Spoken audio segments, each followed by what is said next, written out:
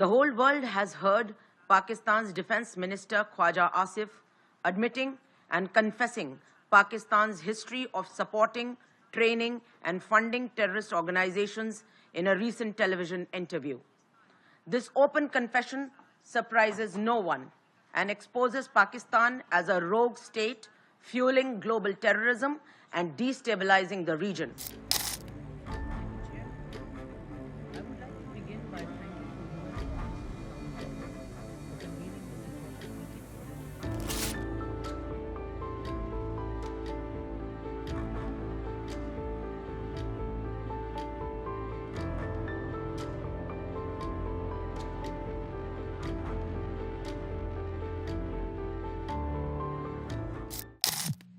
Thank you, Chair.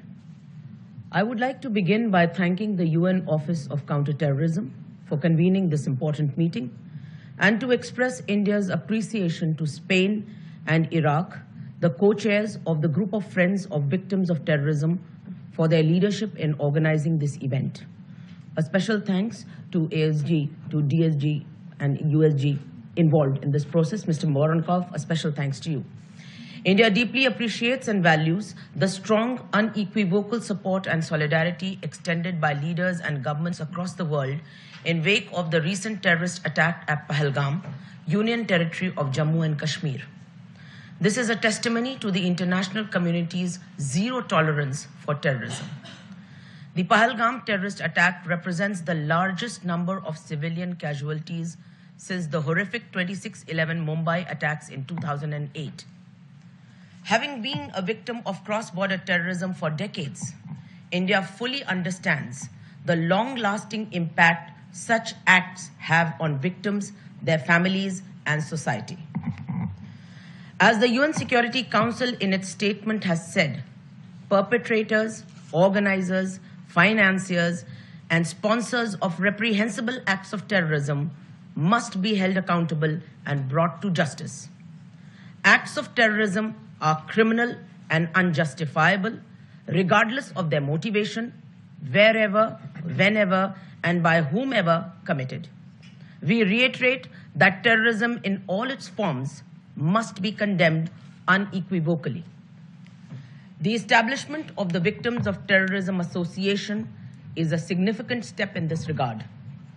It will create a structured, safe space for victims to be heard and supported. India believes that initiatives like Bhutan are essential to strengthening the global response to terrorism, ensuring that victims remain at the center of our collective efforts. Thank you. Thank you, Madam.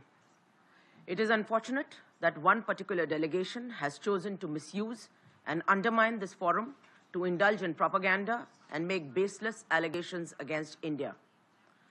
The whole world has heard Pakistan's Defense Minister Khwaja Asif admitting and confessing Pakistan's history of supporting, training, and funding terrorist organizations in a recent television interview.